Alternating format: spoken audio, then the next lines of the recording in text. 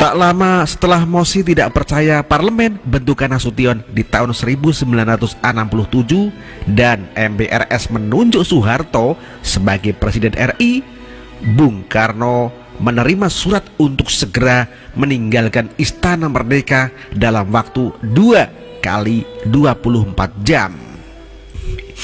Bung Karno tidak diberi waktu untuk menginventarisir barang-barang pribadinya. Wajah-wajah tentara yang mengusir Bung Karno tidak bersahabat lagi.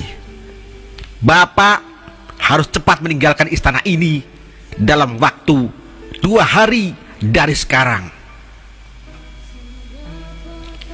Bung Karno pergi ke ruang makan dan melihat guru sedang membaca sesuatu di ruang itu. "Mana kakak-kakakmu?" kata Bung Karno.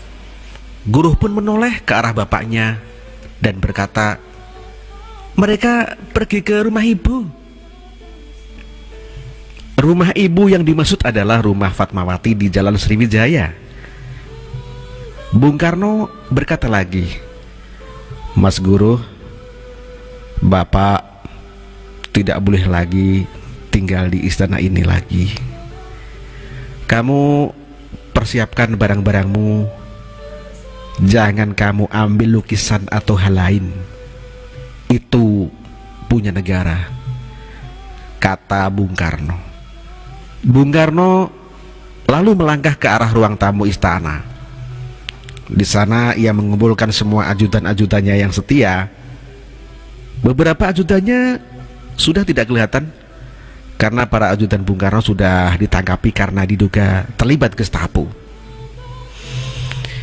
"Aku sudah tidak boleh tinggal di istana ini lagi. Kalian jangan mengambil apapun lukisan-lukisan ini.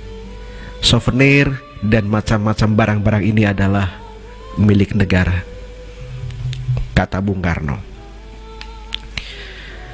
Ya, semua ajudan menangis saat tahu Bung Karno pergi. "Kenapa Bapak tidak melawan? Kenapa dari dulu Bapak tidak melawan?" Salah satu ajudan separuh berteriak memprotes tindakan diam Bung Karno. "Kalian tahu apa? Kalau saya melawan, nanti perang saudara. Perang saudara itu sulit. Jikalau perang dengan Belanda, jelas hidungnya beda dengan hidung kita. Perang dengan bangsa sendiri, tidak. Wajahnya sama dengan wajahmu, keluarganya sama dengan keluargamu. Lebih baik saya yang robek dan hancur daripada bangsa saya harus perang saudara," tegas Bung Karno kepada para ajudannya. Tiba-tiba beberapa orang dari dapur berlarian saat mendengar Bung Karno mau meninggalkan istana. "Pak, kami memang tidak ada anggaran untuk masak. Tapi kami tidak enak bila Bapak pergi sebelum makan. Biarlah Pak, kami patungan dari uang kami untuk masak agak enak dari biasanya." Bung Karno tertawa. "Sudahlah, sayur lodeh basi 3 hari itu malah enak. Kalian masak sayur lodeh saja ya. Aku ini apalah perlunya." Di hari kedua Bung Karno sedang membenahi baju-bajunya, datang perwira suruhan Orde Baru. "Pak, Bapak harus segera meninggalkan tempat ini." Beberapa tentara sudah masuk ke ruangan tamu dan menyebar sampai ke ruang makan. Mereka juga berdiri di depan Bung Karno dengan senapan terhunus. Bung Karno segera mencari koran bekas di pojok kamar. Dalam pikiran Bung Karno yang ia takutkan adalah bendera pusaka akan diambil oleh tentara. Lalu dengan cepat Bung Karno membungkus bendera pusaka tersebut dengan koran bekas. Ia memasukkan ke dalam kaos oblong. Bung Karno berdiri sebentar menatap tentara-tentara itu. Namun beberapa perwira mendorong tubuh Bung Karno untuk keluar kamar. Sesaat ia melihat wajah ajudannya Mal Wisailan, pengawal terakhir Bung Karno, dan Bung Karno menoleh ke arah Sailan. "Aku pergi dulu," kata Bung Karno dengan terburu-buru. "Bapak tidak berpakaian rapi dulu, Pak?" Sailan separuh berteriak. Kadang-kadang ia memegang dadanya yang sakit. Ia sakit ginjal, namun obat yang biasanya diberikan sudah tidak boleh diberikan, dan sisa obat di istana itu telah dibuangi oleh tentara. Suatu saat Bung Karno mengajak ajutannya yang bernama Nitri, gadis Bali, untuk jalan-jalan. Saat melihat duku, Bung Karno kepingin duku, tetapi dia tidak punya uang. "Aku kepingin duku, tru, sing lapis. Aku tidak punya uang." Nitri yang uangnya pas-pasan juga melihat di ke dompetnya. Ia merasa cukuplah buat beli duku sekilo. Lalu Nitri mendatangi tukang duku dan berkata, "Pak, bawa dukunya ke orang yang ada di dalam mobil itu ya." Lalu tukang duku itu berjalan dan mendekat ke arah Bung Karno. "Mau pilih mana, Pak? Ini manis-manis," kata tukang duku dengan logat Betawi kental. Bung Karno dengan tersenyum senang berkata, "Coba kamu cari yang enak." Tukang duku itu mengernyitkan dahinya. Ia merasa kenal dengan suara ini. Lantas tukang duku itu berteriak, "Bapak! Bapak itu, Bapak!" Tukang duku itu malah berlarian ke arah teman-temannya di pinggir jalan. "Ada Pak Karno! Ada Pak Karno!" Mereka berlarian ke arah mobil VW Kodok warna putih itu, dan dengan serta-merta para tukang buah itu memberikan buah-buah kepada Bung Karno. Awalnya Bung Karno senang. Ia terbiasa menikmati dengan rakyatnya. Tapi keadaan berubah kontan dalam pikiran Bung Karno. Ia takut rakyat yang tidak tahu apa-apa ini lantas digelandang tentara gara-gara dekat dengan dirinya. "Tri, berangkat cepat!" perintah Bung Karno. Dan ia melambaikan ke tangan rakyat yang terus-menerus memanggil namanya, "Bung Karno! Bung Karno!" Namanya bahkan ada yang sampai menitikkan air mata. Mereka tahu pemimpinnya dalam keadaan susah. Mengetahui bahwa Bung Karno sering keluar dari Jalan Sriwijaya membuat beberapa perwira pro Soeharto tidak suka. Tiba-tiba satu malam ada satu truk ke rumah Fatmawati dan mereka memindahkan Bung Karno ke Bogor. Di Bogor, ia dirawat oleh dokter hewan. Tak lama setelah Bung Karno dipindahkan ke Bogor, datanglah Rahmawati. Ia melihat ayahnya dan menangis keras-kerasnya saat tahu wajah ayahnya itu bengkak-bengkak dan sulit berdiri. Saat melihat Rahmawati, Bung Karno berdiri lalu terhuyung dan jatuh. Ia merangkak dan memegang kursi. Rahmawati langsung teriak menangis. Malamnya Rahmawati memohon kepada bapaknya agar pergi ke Jakarta saja dan dirawat keluarga. "Coba aku tulis surat permohonan kepada presiden," kata Bung Karno dengan suara terbata. Dengan tangan gemetar, Bung Karno menulis surat agar dirinya bisa dipindahkan ke Jakarta dan dekat dengan anak-anaknya. Rahmawati adalah putri Bung Karno yang paling nekat. Pagi-pagi setelah mengambil surat dari bapaknya, Rahma langsung ke Cendana ke rumah Presiden Soeharto. Di Cendana ia ditemui Ibu Tin yang kaget saat melihat Rahma ada di teras rumahnya. "Loh, Mbak Rahma, ada apa?" tanya Bu Tin dengan nada kaget. Bu Tin memeluk Rahma. Setelah itu Rahma bercerita tentang nasib bapaknya. Hati Bu Tin rada tersentuh dan menggenggam tangan Rahma. Lalu dengan menggenggam tangan Rahma, Bu Tin mengantarkan ke ruang kerja Pak Harto. "Loh, Mbak Rahma, ada apa?" kata Pak Harto dengan nada santun. Rahma pun menceritakan kondisi bapaknya yang sangat tidak terawat di Bogor. Pak Harto berpikir dan kemudian menuliskan memo yang memerintahkan anak buahnya agar Bung Karno dibawa ke Jakarta dan diputuskan Bung Karno akan dirawat di Wisma Yaso. Bung Karno lalu dibawa ke Wisma Yaso, tapi kali ini perlakukan tentara lebih keras.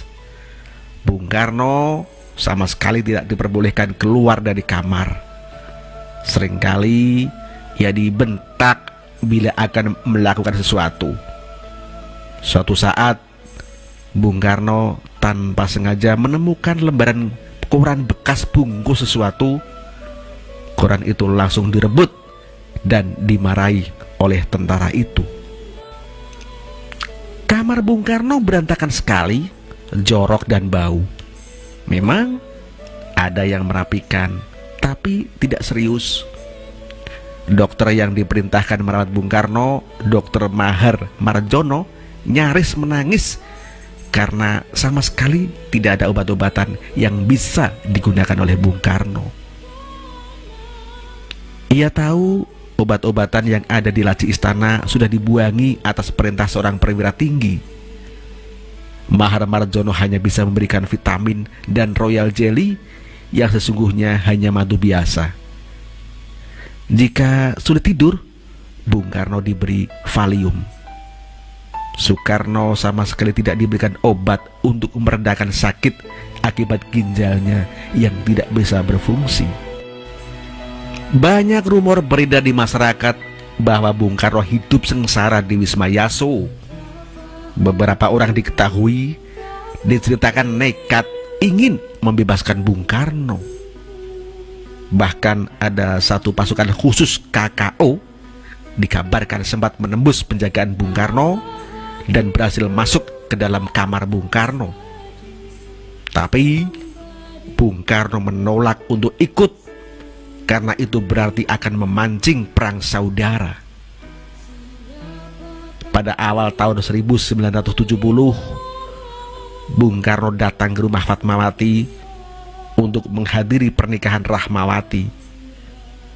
Bung Karno yang jalan saja susah datang ke rumah istrinya itu, wajah Bung Karno sudah bengkak-bengkak. Ketika tahu Bung Karno datang ke rumah Fatmawati, banyak orang langsung berbondong-bondong ke sana. Dan sesampainya di rumah mereka berteriak, "Hidup Bung Karno! Hidup Bung Karno! Hidup Bung Karno!" Soekarno secara refleks, karena ia mengenal benar gegap gempita seperti itu, ia tertawa dan melambaikan tangan. Tapi dengan kasar, tentara menurunkan tangan Soekarno dan menggiringnya ke dalam. Bung Karno paham dia adalah tahanan politik. Masuk di bulan Februari, penyakit Bung Karno parah sekali. Ia tidak kuat berdiri, tiduran saja, dan tidak boleh ada orang yang bisa masuk. Ia sering berteriak kesakitan. Biasanya penderita penyakit ginjal memang akan diikuti kondisi psikis yang kacau. Ia pun berteriak, sakit, sakit ya Allah, sakit, sakit. Tapi tentara pengawal diam saja karena diperintahkan begitu oleh komandan.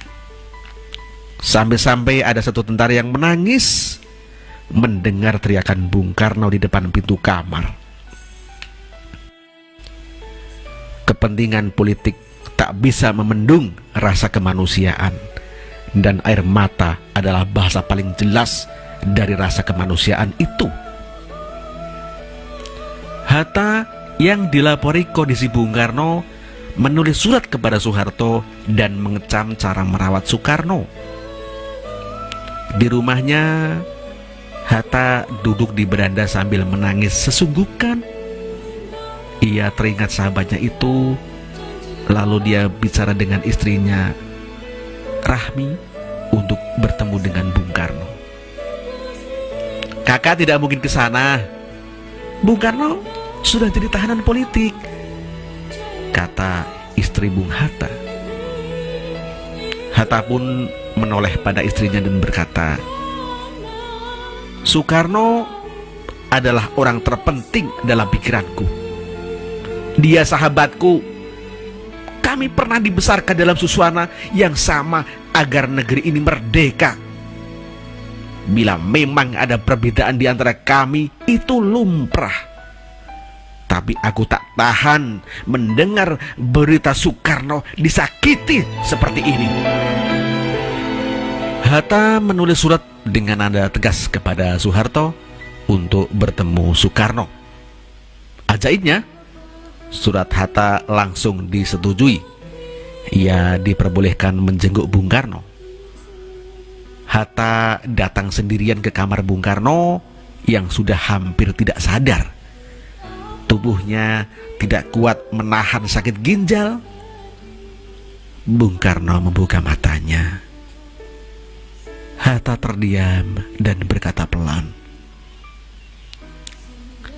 "Bagaimana kabarmu, No?" kata Hatta. Ia tercekat. Mata Hatta sudah basah. Bung Karno berkata pelan dan tangannya berusaha meraih lengan Hatta. "Hoe get het met you?" kata Bung Karno dalam bahasa Belanda. "Bagaimana pula kabarmu, Hatta?" Hatta memegang lembut tangan Bung Karno dan mendekatkan wajahnya. Air mata Hatta mengenai wajah Bung Karno, dan Bung Karno pun menangis seperti anak kecil. Dua proklamator bangsa ini menangis di sebuah kamar yang bau dan jorok. Kamar yang menjadi saksi ada dua orang yang memerdekakan bangsa ini di akhir hidupnya merasa tidak bahagia. Suatu hubungan yang menyesakkan dada.